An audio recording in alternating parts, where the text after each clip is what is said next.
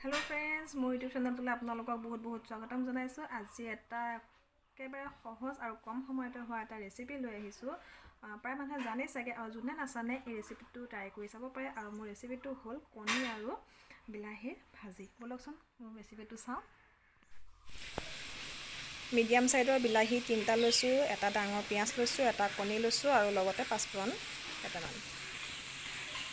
কণী দুটা ল'ব লাগে, এটা মই পিছত দিম। তাৰ পিছতে পিয়াজখিনি মিহি মিহিকৈ কাটি লৈছোঁ, বিলাহীখিনিও মিহি মিহিকৈ কাটি লৈছোঁ যাতে জহি যায়। তাৰপিছতে কেৰাহীৰ ফালে তেল গৰম হ'বলৈ দিলোঁ।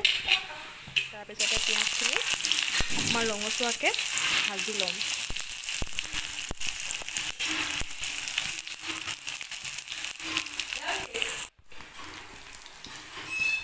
তাৰপিছত পাঁচফোৰণকেইটাও দি ল'ম। মই পাঁচফোৰণ কমাই দিছোঁ, আপোনালোকে যদি বেছি ভাল পায় তেনেহ'লে বেছি দিব। এয়া মোৰ পিঁয়াজখিনি ৰঙচুৱা হৈ গ'ল। তাৰপিছতে বিলাহীখিনি দি দিছোঁ।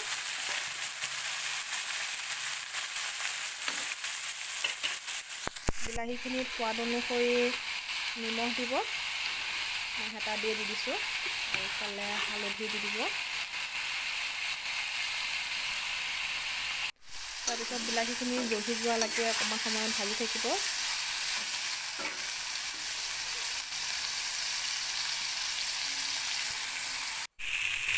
এয়া দেখিছে নহয়, জহি গৈছে পূৰা।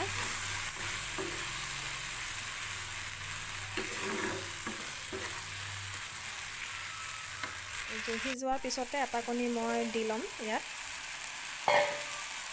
দিলৈ কণীটো আৰু বিলাহীখিনি ভালদৰে মিক্স কৰি ল'ম। তাৰপিছতে অলপ পানীখিনি শুই যোৱালৈকে ভাজি থাকিম।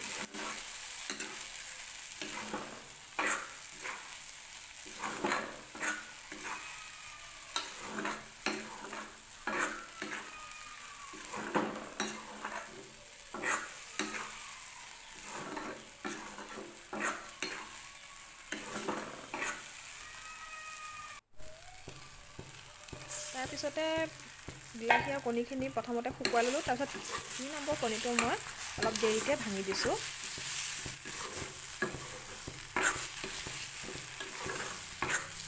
তাৰপিছতে কণী আৰু বিলাহীখিনি আৰু অকণমান শুকাই যোৱালৈকে ভাজি থাকিলেই হ'ল।